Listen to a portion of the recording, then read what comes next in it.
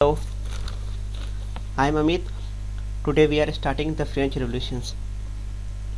As we know that France is the European country, and from 15th century to 18th century European country was powerful.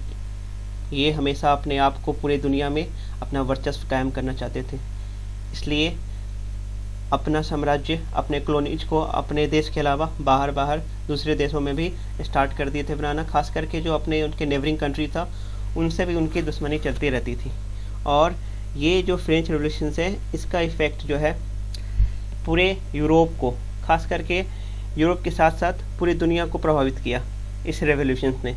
और हमारे देश भी इसमें शामिल था। हमारे देश को भी इस रेवोल्यूशन ने बहुत अधिकतर प्रभावित किया, जिसके कारण फर्स्ट रेवोल्यूशन जो है हमारे देश में Indian revolution of revolt of 1857 इसी से इंस्पायर्ड था।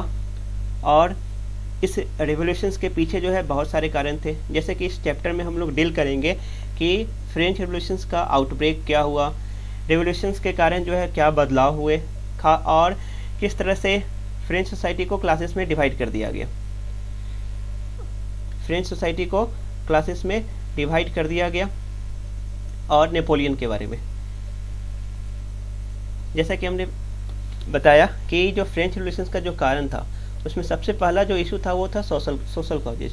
एक्चुअली हुआ क्या कि जब लुई 16 गद्दी पे बैठा था तो उसको सबसे पहला जो समस्या का सामना करना पड़ा वो था राजशाही खजाना का खाली हो जाना। इसके पीछे का कारण था यहाँ पे लंबे समय से चल रहे युद्ध और अमेरिकन कॉलोनीज को ब्रिटेन से इंडिपेंडेंट कराने के लिए लोन लेना। मनी लेंडर इस मौके का फ़ायदा उठाते हुए 10% इंटरेस्ट रेट चार्ज करने लगे। चूँकि हमने बताया कि अमेरिकन कॉलोनीज भी ब्रिटेन के अंदर में कैप्चर थे और ब्रिटेन भी एक तरह का यूरोपियन कंट्री है। और यूरोपियन कंट्रीज शुरू से अपने आप का एक दूसरे का हमेशा से दुश्मन रहे हैं, क्योंकि वो अपना वर्चस्व कायम करना चाहते थे पूरे दुनिया में। इसलिए अमेरिका और फ्रांस दोनों का एक ही दुश्मन था। मदद किए उसके आज़ादी में। और इधर जो है मनी लेंडर जो है रेट ऑफ इंटरेस्ट 10% कर दिया। और इसके अलावा जो है आर्मी को मेंटेन करना, गवर्नमेंट ऑफिस को चलाना, ये सब के कारण जो है ना रेगुलर एक्सपेंसेस बढ़ने लगे थे, और जिसके कारण उसने टैक्सेस बढ़ा दिया। और टैक्सेस बढ़ाने के जो तरीका उसने अपनाया वो क्या किया, सबसे पहले क्लासेस को, जो वहाँ के फ्रेंच सोसाइटी था उसको क्लासेस में डिवाइड कर दिया गया। और ये जो क्लासेस थे उसको 3 स्टेट में, फर्स्ट स्टेट, सेकेंड स्टेट और थर्ड स्टेट में डिवाइड कर दिया। पहले स्टेट में क्लर्जी, सेकेंड स्टेट में नोबिलिटी और थर्ड स्टेट में जो है big businessman, merchants, lawyers, professionals, daily Vaser करते थे। बाकी फर्स्ट और सेकेंड स्टेट को लगभग पूरे तरह से छूट मिल गया, यानी कि टैक्स कंसेशन मिल गया।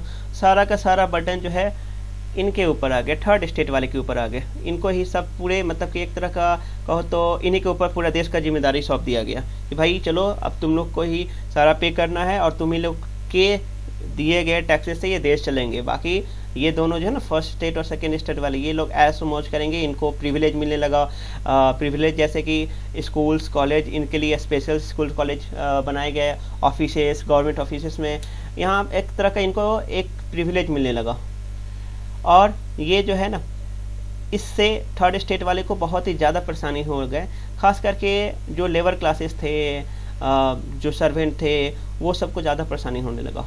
तो ये एक कारण था जो कि फ्रेंच रेवोल्यूशंस का बहुत ही, मतलब कि इम्पॉर्टेंट फैक्ट था। इस फ्रेंच रेवोल्यूशंस के पीछे इसका बहुत बड़ा इंपॉर्टेंट रोल रहा है। सेकेंड इशू जो था वो था इकोनॉमिक क्राइसिस। मतलब इकोनॉमिक कॉजेज क्या था, जैसे कि हमने पहले ही बताया आपको कि यहाँ पे जो है ना फ्रांस का population day by day increase कर रहा था। ये 23 मिलियन से 28 मिलियन पहुंच गया। डिमांड तो बढ़ गए थे, अब पॉपुलेशन बढ़ेगा तो डिमांड तो बढ़ेंगे ही। डिमांड बढ़ गए थे बट सप्लाई घट गया था। सप्लाई घटने के कारण क्या हुआ, प्राइसेस जो है ब्रेड के वो बढ़ गए। अब ब्रेड के प्राइसेस बढ़ गए तो इससे सबसे ज़्यादा इफेक्ट जो हुए वो लेबर क्लासेस थे, क्योंकि उनका जो वेजेस था वो फिक्स था और प्राइसेस बढ़ गए थे। उनको जो है डबल मेहनत करना पड़ रहा था। एक तो वर्किंग आवर जो था बहुत ज़्यादा था, तो वहाँ से वो छूटते थे, फिर ब्रेड के लाइन में लगते थे और फिर मुश्किल से वो अपने एक टाइम के भोजन के लिए तब ले पाते थे, एक टाइम का ब्रेड ले पाते थे। और जिसके कारण वहाँ पे एक तरह का सब्सटेंशियल क्राइसिस हो गया था। जैसा कि आपको यहाँ पे सब्सटेंशियल क्राइसिस का मतलब पता ही होगा कि कोई भी मीन जो बेसिक लिवलीहुड्स है उसका जो है स्कार्सिटी हो जाना। अगला जो है पॉलिटिकल कॉजेज। पॉलिटिकल कॉजेज में हमने देखा कि शुरू में ही मैंने बताया कि 1774 में जैसे ही लुइस 16 फ्रांस के राजा बने, उनको सबसे पहला जो सामना करना पड़ा वो क्या था, खजाना खाली हो गया। क्यों खाली हो गया? क्योंकि लंबे समय से युद्ध चल रहा था, जिस कारण वो फाइनेंशियल रिसोर्सेज को पूरी तरह से ख़त्म कर दिया। अब सिंपल सी बात है, कोई भी देश किसी भी वार में या किसी तरह के प्रॉब्लम से सफरिंग करता है तो उससे वहाँ के नागरिकों को डायरेक्टली या इनडायरेक्टली नुकसान तो होता ही है। जैसे कि हमारे यहाँ पूरे वर्ल्ड में अभी कोविड पैंडेमिक चल रहा है और अब हमारे देश में लॉकडाउन के समय है, तो इस पीरियड में या तो डायरेक्टली या इनडायरेक्टली हर एक सोसाइटीज, हर एक सेक्टर्स इससे क्या हुआ है, प्रभावित हुआ है। उसी तरह से जो है लुइस 16 द्वारा किए गए मदद, अमेरिका को मदद में और लोन लेने में यहाँ के लोगों पे ज़्यादा इफेक्ट पड़ गया। और एक प्लेग भी था, उस समय एक प्लेग भी था जो कि वहाँ पे प्रॉब्लम क्रिएट करने में रोल प्ले किया था, जिसके कारण जो है वहाँ पे बहुत ही ज़्यादा दिक्कत आने लगी थी। दूसरा क्या था ना कि इनको जो है टैक्स लेने के चक्कर में ये क्या हुआ कि ये मनी लेंडर जो है इसका मौका का फ़ायदा उठा लिए और चार्जेस जो है 10% कर दिए, जिसके कारण उनका रेगुलर एक्सपेंसेस बढ़ने लगा और सोर्स जो है घट गए। इनकम सोर्स तो था नहीं। अब सोर्स बढ़ाने के लिए उन्होंने क्या किया, टैक्सेस को बढ़ा दिए। तो मैंने अभी बताया कि टैक्सेस में सबसे ज़्यादा बर्डन किस पे था, थर्ड स्टेट पे था। तो इस सेक्शन में हम लोगों ने जाना कि किस तरह से कारण क्या था, कॉजेज ऑफ फ्रेंच रेवोल्यूशंस।